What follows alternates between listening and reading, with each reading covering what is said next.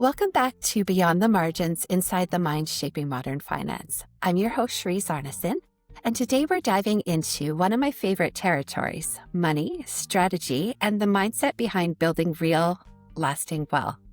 And joining me today is someone who doesn't just talk about financial planning, he's actually teaching people how to break free from financial myths. He's the CEO and founder of Sound Financial Group, Paul Adams. Paul, I'm thrilled you're here. Thank you for joining us. I'm so glad you could have me. I think this is going to be a blast. It is. I'm looking forward to it. Before we get into the big brain stuff, would you walk us through your journey? What inspired you to start your business and that process? Yeah, so I got into the industry when I was 18 years old, and I didn't know any more than about the industry, really, other than I heard there was a 21-year-old down in Southern California who was making over $200,000 a year. And my entire thought process for saying this is a business I should go into was, I don't know any 21-year-olds smarter than me. And that was it. So I got licensed and did it as an internship at the beginning of my college career. It was the late 90s. And at that time, we had professors at UNLV teaching that people could expect an 18% year-over-year rate of return on their mutual fund in a good growth mutual fund. And I raised my hand and asked questions like, because I was already licensed.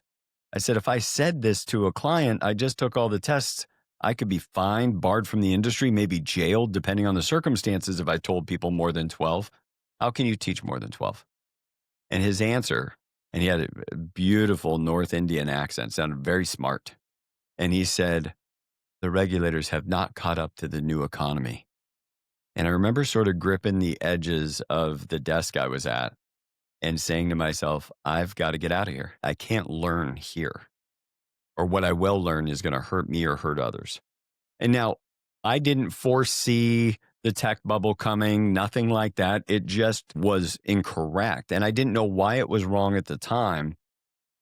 But then I went through a unique journey where I went from being an intern to becoming a full-time advisor with an insurance affiliated broker-dealer at that time, and was able to grow my practice, but it was difficult because I didn't feel like I was smart.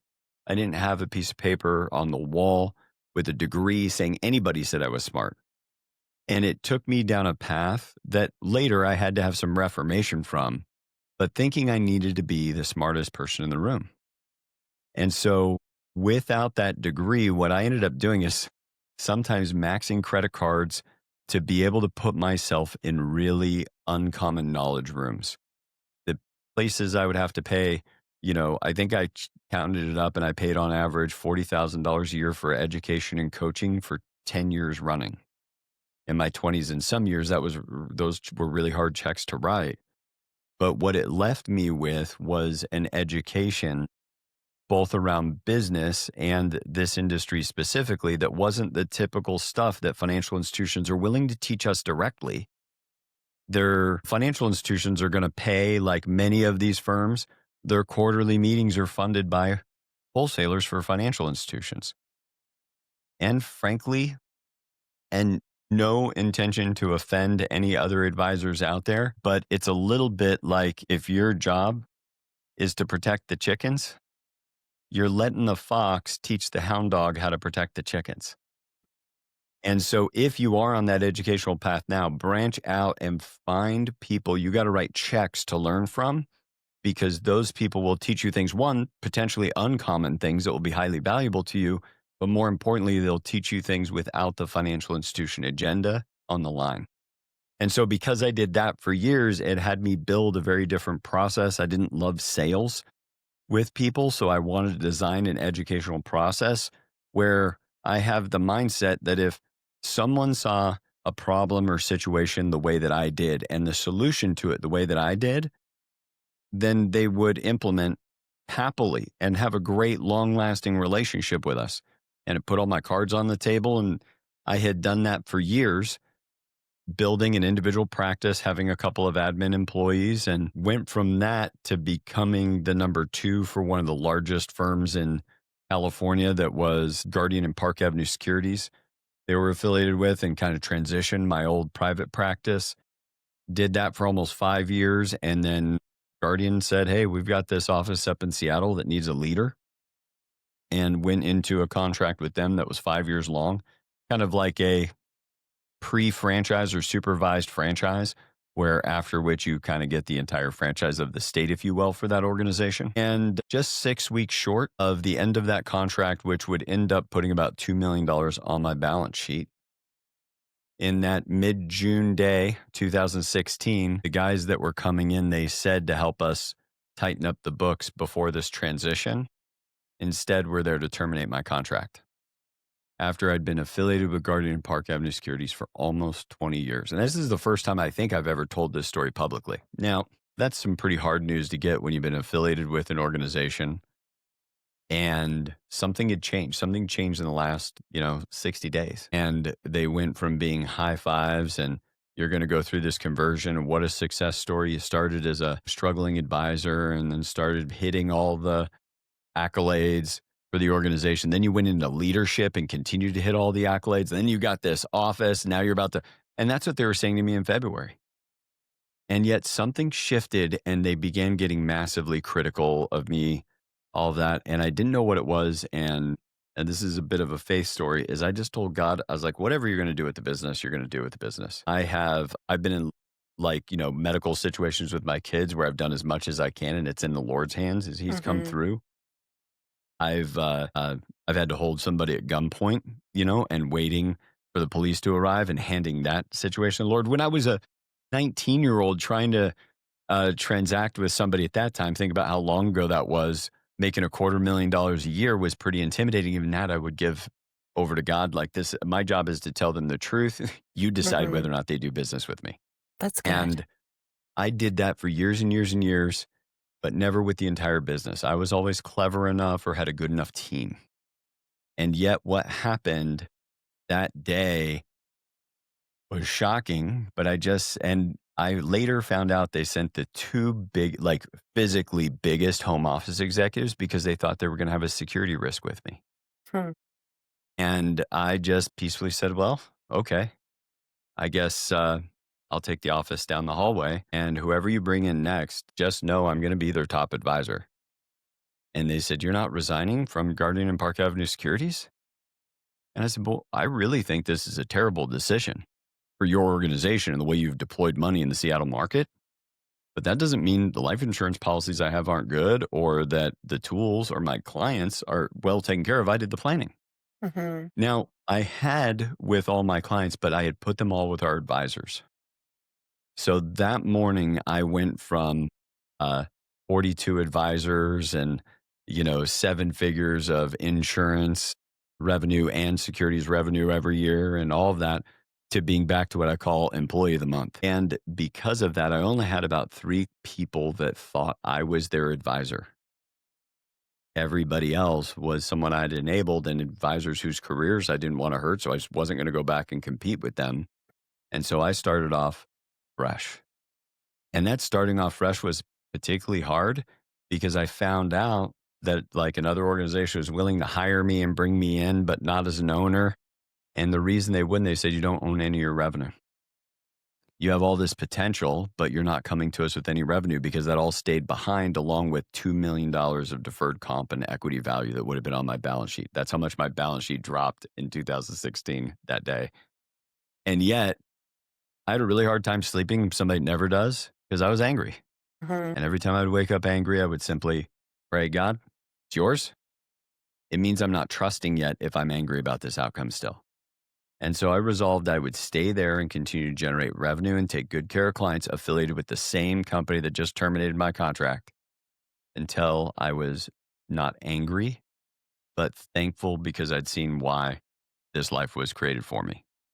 Now, that scale was what I would do to the home office executive that, if I ran into them at an industry conference in the bathroom down by the conference center where nobody is at 2 a.m. in the morning, how is it going to go? And I was not going to start my own RIA until the answer was I would give them a hug with tears in my eyes and say, thank you for the life I have now. And so over that subsequent time, 2016, near the end of that year, my dad was in the hospital for 10 plus days.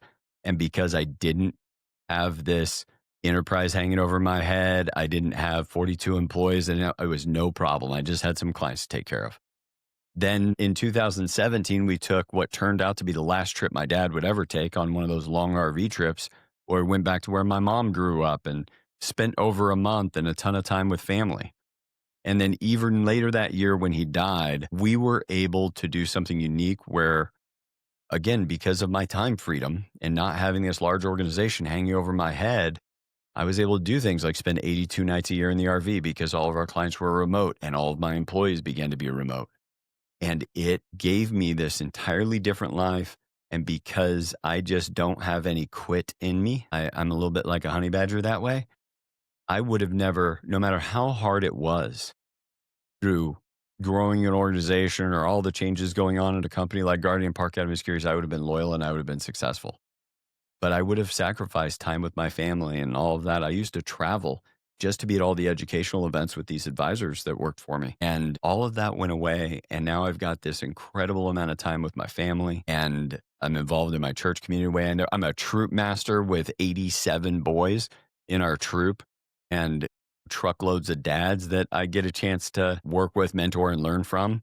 And none of that would have been possible because where I would be with my business plans back then is over 250 advisors dominating the Pacific Northwest. And instead, we have 9 employees. We have an incredibly profitable enterprise. And what we did, and that reset gave me, was the opportunity to say, I'm going to say what life I want, and then I'm going to build a business that serves that life. So I don't think I've ever been able, laid all that out on a show ever. So thank you. Well, thank you for sharing. That was probably an enjoyable shift that you had to make, but like you said, it works out for good in Yeah. the end, right? To understand what that process is going to gain you in the end. Now, so you do your business remotely. Would you mind touching on what made you decide to do that and Yeah. what it has meant to you and your family? Well, I had kind of mentioned we went through this educational program, Influential You, and I had done that 6-month program right before or right during actually all this was happening. And what hit me was number one, I didn't have an office immediately. Some of my clients met with me by Zoom already. So it became like at least necessary for the first few weeks till I had an office. And then we rented a cute little retail space at the end of 2016. And about 9 months into that is when I would still go in the office and employees would still come in the office, but we stopped having any clients come in. And the reason we shared with our clients, now, first, one of the things people are scared to do, and when they're designing the life that they want to have first, is they're worried about how it'll disappoint people. I don't know how many advisors that would say, well, but my clients want to meet in person. And it's like, okay. But if my clients have to meet with me in person, that means that I don't, like one of my daughters slept in because she hasn't been feeling well. But instead of being at the office, I had finished a Zoom meeting and walked inside to use the restroom. And I'd get my daughter running up to me, 13 years old, 14 years old now, giving me a great big hug, telling me she loves me and happy birthday. And my clients who, quote unquote, want to meet in person, to heck with you. I want the hug from my daughter. And what we don't realize is when we accept that we're going to fulfill these expectations of others that don't actually have to do with what we're doing for them. Our job is relationship and caring for concerns. And so if I have the relationship and I'm caring for your concerns and you could trust me, then all we need is a ability to talk voice to voice, really. And that I anchored on that first and then said, this is the life I want to live. The life I wanted to live didn't include me going into an office. And then we realized there's no problem in that us doing that for all of our employees because they get the chance to live the life they want. One of our employees lives in New York City, and he was able, one year, he had some friends invite him to the Super Bowl. And they said, but would you go early and lock down the Airbnb for us, all of that? He said, where are the tickets? They said 50-yard line. He said, when's the Airbnb open? I'll be there. And all he had to do was ask us, like, hey, do you guys mind? I'm going to fly out Tuesday night, red eye. I'll work Wednesday. I'll work Pacific time if it's okay. And he just did it. It was wonderful. And so we get a chance to let our employees even have the life they want because of that. But when you anchor yourself, and this is going to take care of the life I want, but you don't want to be disappointing others, then what you have to do is design a way that what you want out of life actually takes better care of people's concerns. And one easy question would be for somebody as they engage with their advisor.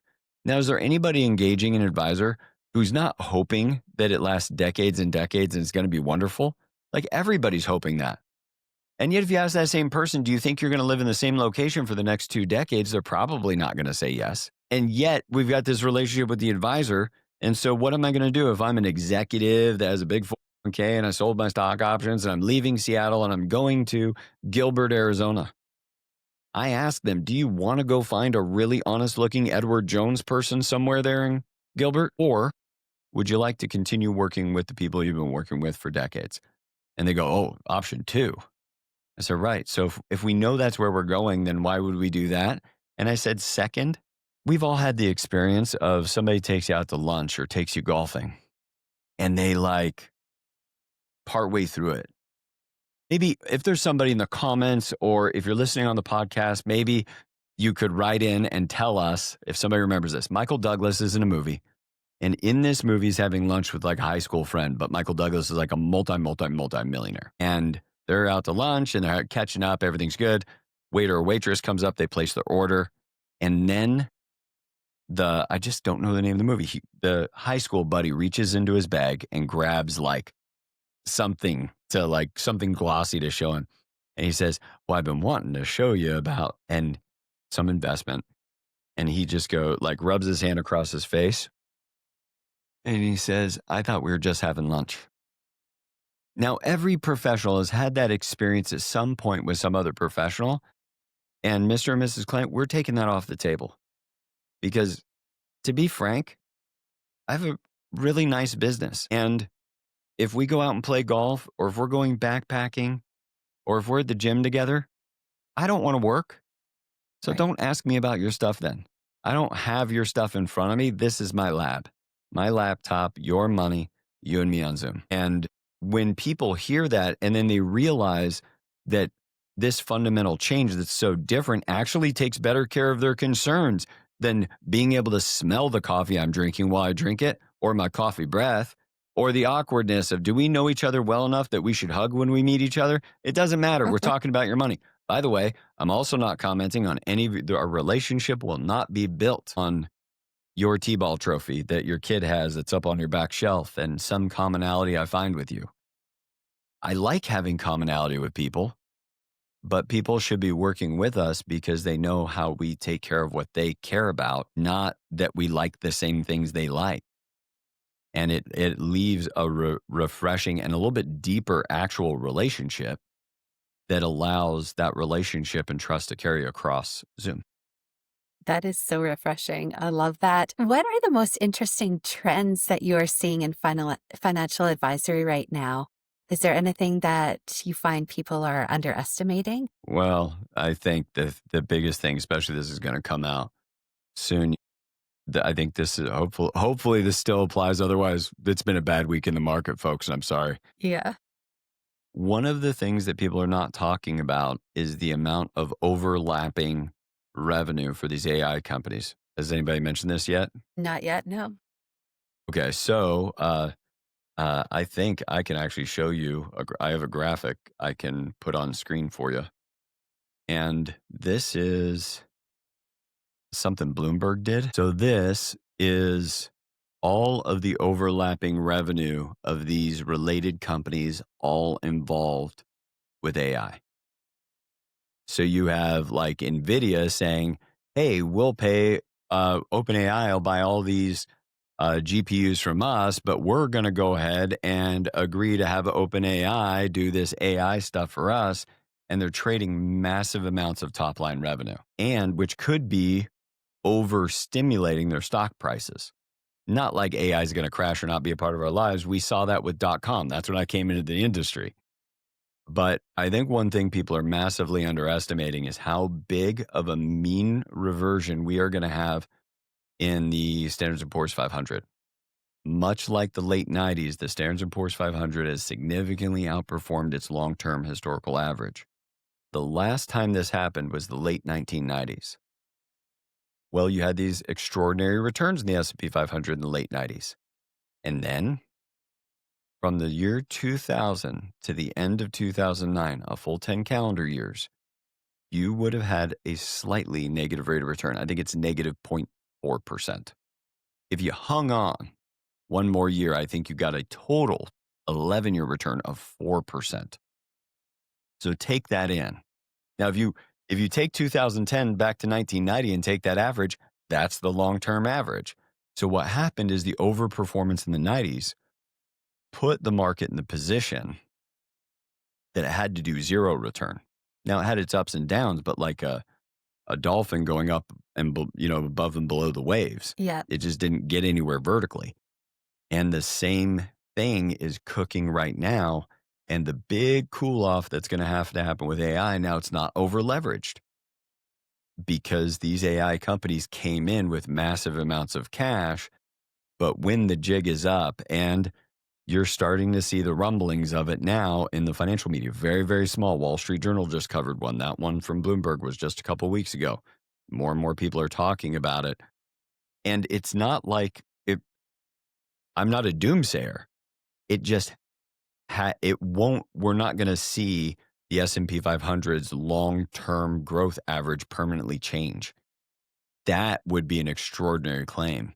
Mhm. And so if it's going to cool off, then it should be one part of a disciplined portfolio that you're rebalancing in out of with the rest of your portfolio strategy, not the entire portfolio. And I think that's a big problem in a lot of the online do-it-yourself communities. You have a truckload of people in concentrated growth securities thinking they're diversified, like all the people that said I'm diversified back in the year 1999 because they had Yahoo and Cisco and Netscape, and many of those companies had zero return or negative return in the following 10 years.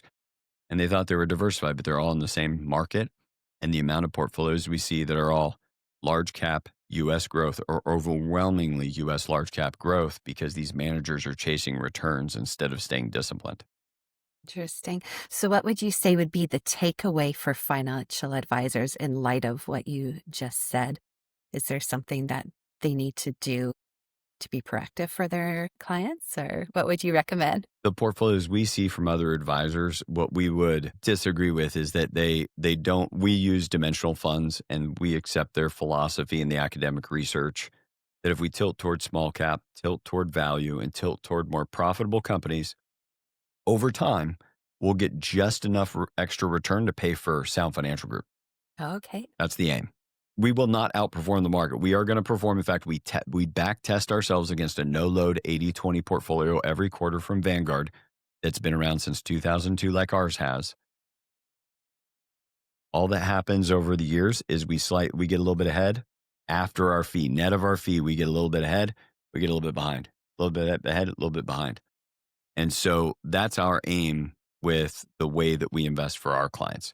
Now, other advisors have the philosophy of we're going to pick active managers and we're hoping they'll outperform. The academic research doesn't back that up. So if you're an advisor that uses active managers, all I could say is your life would be so much easier if you embrace a portfolio that's academically allocated and globally diversified like Dimensional has. Now, that aside, I think advisors need to run more fire drills with their clients in talking about what is going to happen. What I think happens too often is advisors want to live in, man, it's really good and we're getting great returns this year. And isn't it nice? I'm not apologizing in a down year. I'm not talking about tariffs or I'm not talking about COVID. All of that can just feel great and you're just riding the wave and adding new clients. But if you're not running fire drills, why do we run fire drills? Do they really keep people safe? Yes, but from each other. All the injuries we're avoiding when we run school kids through fire drills is not them dying of smoke in the classroom. What we're avoiding is all the injuries as people panic on their way out the door. And that's what we give the joy of our clients is when they have $1.5 million in their accounts, they don't, just a quick gut check. You're in an 80/20 portfolio. We could have a 20% down year. What do? And it's a very simple procedure, like stop, drop, and roll. What you would do is, well, when the market goes down, we're going to rebalance. We're going to hold our allocation. We're going to be patient. We're going to add more capital if we have it available. That's it. What's your recovery strategy if you miss the market when it goes up? Pray the country has a downfall so that you can get in the market at a good. And so what it does is it gives us strategy that we can take action with. And if we Hmm. run clients through a fire drill, then we can make sure that they're not going to panic. And it's really helpful to make sure you're running the fire drill with both spouses, because the spouse that's less educated about money will be the one that has the more emotional response to the news. And at least for the next 3 years, anything that happens negatively in the market, the media will pour gas on because they'll attach President Trump to it, and it will get more clicks and ratings. Now, you feel how you want about the president, but what I just said there is a stark fact is they will sprinkle some Trump on every story, and they will gas up any negative story possible. That's most of the news that our clients absorb. And as a result, we need to inoculate them with more effective narratives and interpretations before they get exposed to the idea virus. What would you say then are the biggest growth potential for firms like yours over the next few years? So I could just say for us is what we're doing that's different in the way we're growing is we're only adding salaried financial advisors. No one who has, we're not hiring advisors to have revenue responsibility at all. The responsibility is to take care of the client. So they don't, or I shouldn't say revenue responsibility, do have revenue responsibility, but they don't have business development responsibility. Because every client has had the feeling, even if someone, like I had to spend the beginning of my career as a hunter and I had to learn to be a farmer. And that is a very difficult transition to make. You build up psychological defenses and ruggedness about you as a human being when you are in commission only sales early on. And we don't want to, my partner and I, we both did that. We built this together. We built our careers separately and then had this together. We just don't want anybody else to have that experience or the client to have it, because our advisors aren't worried about getting you as a client. It'll be you or it'll be somebody else, because as an organization, we attract the clients and engage them so that we can just have our advisors take really good care of them. And think about all, if you didn't have to clog your head up with all the marketing and everything else, like I wish somebody gave me this deal early on, because I've had to fill my brain with all kinds of things like employee payroll tax numbers that those guys don't need to worry about. Right. So true. I will offer one other thing, and this is maybe a little controversial Okay. for advice to other advisors. It's do not go after big clients. And what I mean by do not go after big clients is, number one, if you think you had one large client and then now you think you're fit for that kind of client all the time and make plans for it and invest in marketing at that level, that's probably not the case. You should invest in the future based upon you attracting the same kind of client you've been attracting. So until that changes, don't do your business plans on, I'm going to get some big client. But the other thing for us that we found for the sake of scaling, I love working with the entrepreneur. I love working with the business owner. They have concerns I have. I understand what they deal with. I know a lot about business and estate planning. It's fun. And that to get one of my advisors up to speed to be able to take care of a business owner the way we would want to would take a decade. And yet that business owner might be, actual earnings, say $8,000 a year. Well, if we work with the same level executive making $800,000 a year, one, we blow them away with the level of knowledge and care that we have. Two, they need us and they don't have time to go out and flip a piece of real estate and buy another business and all those things I love the owner strategizing around, but I'm the only one that can work with him. And yet our advisors move like executives instead of like salespeople. You know why? Because we're not making them go out and sell. So when an executive meets with an executive, they do business together. So we have clients making multi-million-dollar decisions with advisors that a business owner would wait until I was back in the meeting. And so by getting really clear of who we're amazing at working with, who they love working with us, but the thing is, it's not very glamorous. When we meet with a CPA or attorney and they start, they hear what we're capable of, and they go, oh, we got this one client who's worth $40 million. Say, hey, send that to the Northwestern Mutual guy or the Morgan Stanley person. They will love you for the next decade, even if they don't work with that client. I said, what I want to do is work with Henry. High earner, not rich yet. Give me that executive who doesn't have enough capital yet to replace his income, and he cares about doing that, and he wants to get there efficiently, and he wants to know he's making good decisions. We do that. So I want to meet when I'm talking about estate planning attorney, like refer those big clients to somebody else. I want to work with the guys like you making 600 grand a year. I love it. It sounds like you have such clarity in how you operate the business, right from the whole strategy down to how you're serving your clients. What's one efficiency or operational strategy that's really worked for you recently? Something that you wish you were like, why didn't I put this in like 3 years ago or 5 years? I am amazed now that I went from being, for many, many years up until about 2020, I drove myself, and the way that I worked with others was from a critical nature. And it was really good. I could see around corners and see problems that were limiting you that you couldn't see, but it was hard to hear. And I was not very graceful. Like people say, the Bible calls us to give people truth and love. Well, if you give people just love, it's unbridled acceptance. And if you give them just truth, it sounds like they're getting beat with a sledgehammer. And I was more on that end. So when I got out of this critical nature that I had, what I realized is like, oh, it's okay that this person is going to do a job and they're going to make a mistake and it will cost me something. But what it's costing me is tuition if I handle it right. If I give people grace, education, and coaching and grow them, then those mistakes are not a problem. Those mistakes are just normal. And teach people how to properly repair relationships with clients, which the customer service studies show can leave you in a position where people like you better after the mistake rather than, be unsatisfied because of how we handled it.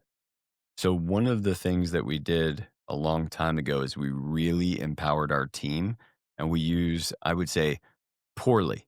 I mean, we do the part we do great at it, but in terms of what somebody would implement if they were implementing Gino Wickman's traction, we probably use 25% of it really, really well. But that 25% used really, really well, things like the level 10 meeting. We do a very rigorous budget review each month. That is something that I wouldn't overlook. I only recently found out as we're talking to a lot of CPAs that when they do the bookkeeping for a company, they just send the numbers over. They say it's done. We're the only firm, at least years ago when we started requesting it, because we had our bookkeeper in house, there was a monthly meeting. We need a monthly meeting. And they're like, what for?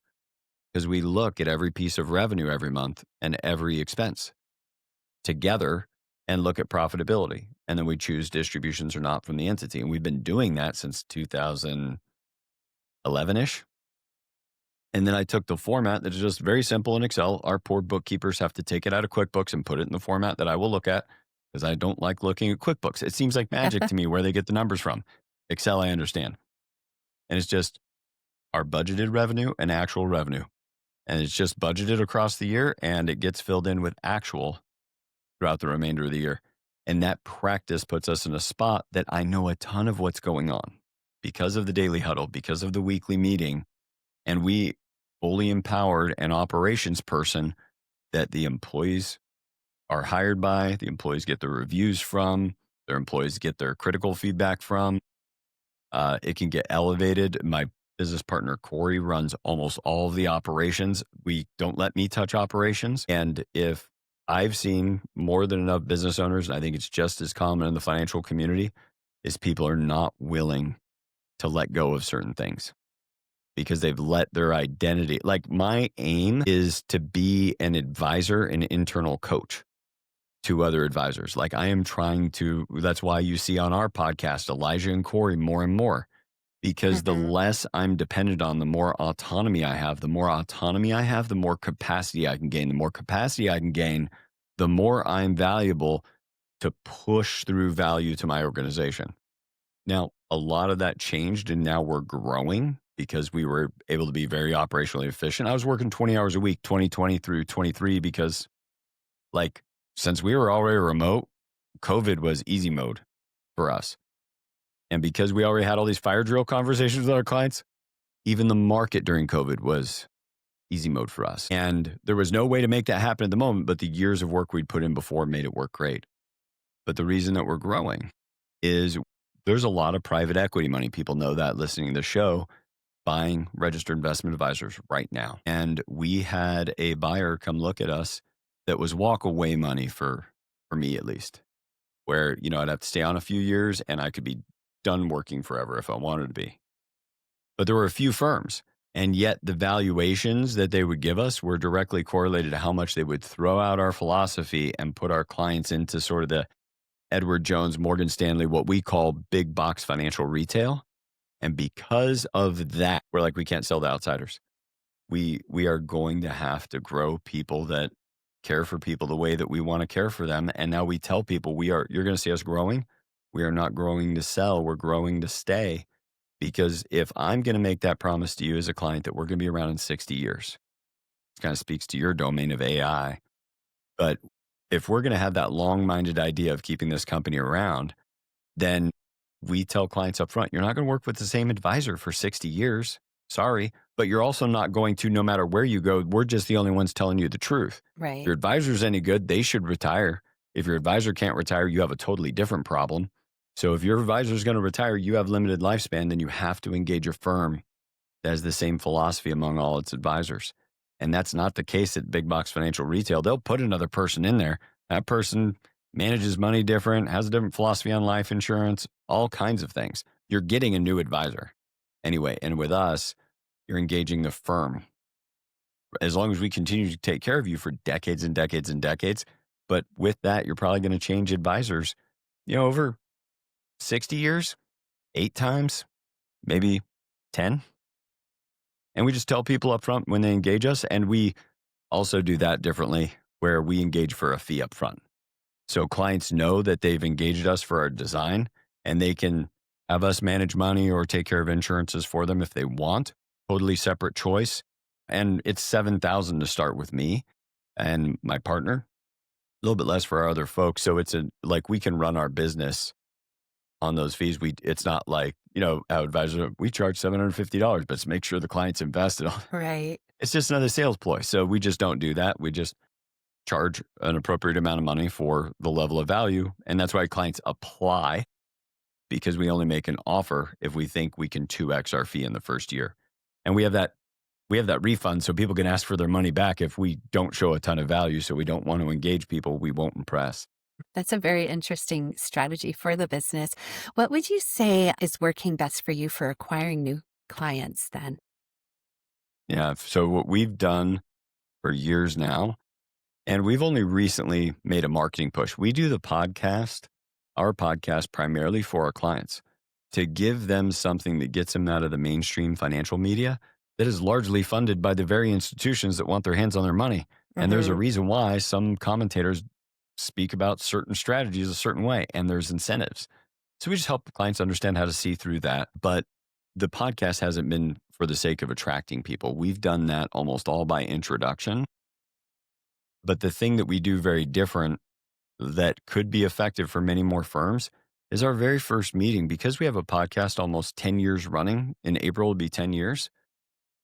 I'm not going to tell you something. My advisors are not going to tell you something that's just going to make you happy, because you've got over 500 videos and over 300 episodes on our entire process and philosophy. So we can't shift it up for you, just to sell you something. So that's been incredibly handy. So our first meeting is just us saying, here's our fault. You don't have to go listen to 10 hours. This is how we look at money differently. We hope that first meeting is a gift. If you currently work with somebody, you're going to ask some different questions and it will help you. And if you want to, we don't ask any financial questions in our first meeting, which is pretty irreverent for a financial advisor. Right. We don't even care if they're qualified. I want to share that with as many people as possible. I will crawl through a mile of broken glass to share that 45-minute philosophy talk. After that, it's totally their option if they want to apply to become a client. And then they fill out an online encrypted questionnaire that we use Precise FP for. That's another piece of technology. We built a custom questionnaire in there, and they complete that. And then they get an interview. And then we ask about the softer side of their money and really begin to understand how much value can we bring, and is it ethical to make them an offer? And then if they don't engage us, we would feel terrible that we just educated them about big box financial retail and the problems. And then they apply, and then we go, "Oh, we can't help you. Good luck." Well, that's Right. not very good to get more introductions. So what we do is if somebody went through the trouble of applying, then for free, we will give them half an hour to an hour of an advisor's time of what they need to set up in the next year to take really good care of their finances.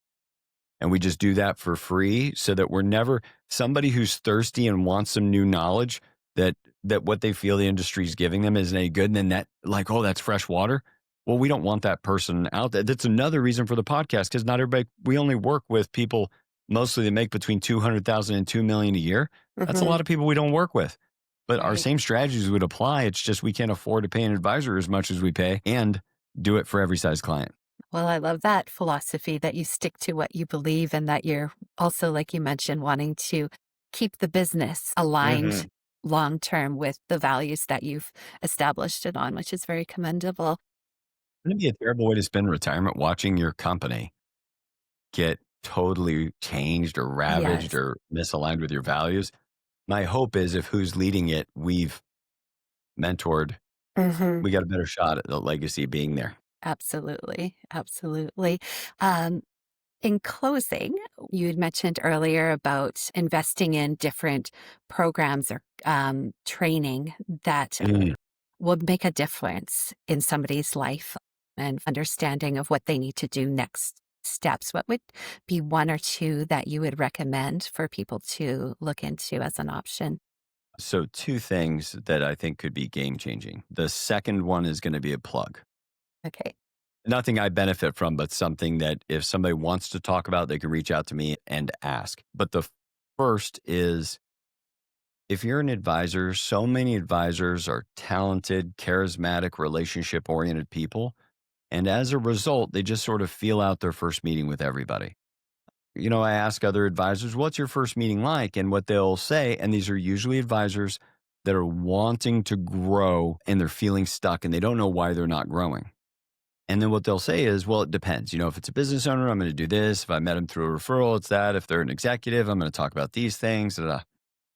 And the problem is you can never increase your aim or accuracy if you keep changing the position you're holding the rifle in.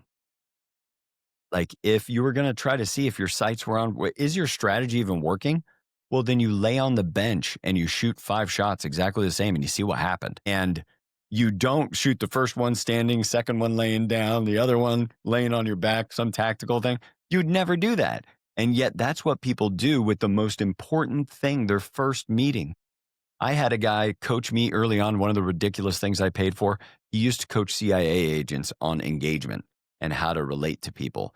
And one of the things he brought up that was just made so much sense to me is think about the time, effort, money, everything it took, the amount of phone calls, emails, the introductions, the countless times you asked versus the times that you got introductions from people. All of that went into this, and you've got a meeting. Maybe you've been on a board of an organization for 5 years. Now somebody's taken an interest in you and might want to have a meeting. 5 years goes into it, and you don't know word for word exactly how that meeting is going to go. You are wasting countless amounts of time by not being solidly prepared for exactly how that first meeting is going to go. And it should be the same dang near every time. That's one. And the second one would be this course we went through. You can go directly. People can look them up, influentialyou.com. Or put that in Google, Influential You. Mhm. It used to be called Influence Ecology. And they do an amazing job in this first 6 months program of changing the way you interact and transact with one another. And I think personally, having benefited from it, I think it is the single best $6,000 a financial advisor could spend on their education. Now, what we're doing in particular is we're bringing in the founders of that organization to co-teach their 6 month course exclusively to a cadre of our clients and some of our other relationships. So if anybody wanted to participate in that, I'd want to chat with you and interview you first before extending that fully. But we could put a link into one of those webinars. We'll send you the link for Influential You. And I just couldn't say enough good about the program. We take no financial interest in it. We are having all of our clients pay them directly, no revenue sharing, et cetera. This is just us getting a chance to really learn something transformational alongside our clients that has given us the life that we wanted to have. And we're just hoping to be able to extend that to others. And, how good is the relationship going to be when you're learning alongside and kind of, sweating, if you will, working through real learning together? So that's what we're hoping to produce with our clients and a select few others. I appreciate you sharing that. Thank you so much, Paul. It has been a very insightful conversation, and I appreciate you joining us today and sharing your experience and perspectives and a little bit about your humor with us. What is the best place for people to connect with you if they want to touch base on your business or, like you mentioned, the training opportunity? Yeah, so one of the best ways to get a hold of us would be www.sfg, like Sound Financial Group, way.com. So sfgway.com. You can find me on LinkedIn, Paul Adams, Sound Financial Group. That should get you to me. And of course, info@sfgwa.com is like the main inbound email for inquiries, or if you wanted to ask about that course that we're doing with Influential You. And yeah, happy to connect with people. And thanks so much. This has been such your way of questioning and listening has just drawn a bunch out of me. And I sure hope the audience enjoyed it. You've been very generous. Thank you, Paul. I have enjoyed it, definitely.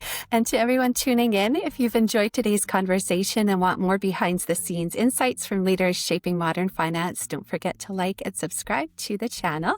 It helps us bring on more incredible guests like Paul. Also, I will mention that Paul has a podcast, so we'll put that in the link below as well so that you can Thank listen. You. Yes, He's more got than some commas. solid advice on there. I've listened to one of his podcasts, and it is definitely stuff that you want to hear and put into action in your life. So thanks for listening, and we'll see you all on the next episode of Beyond the Margins.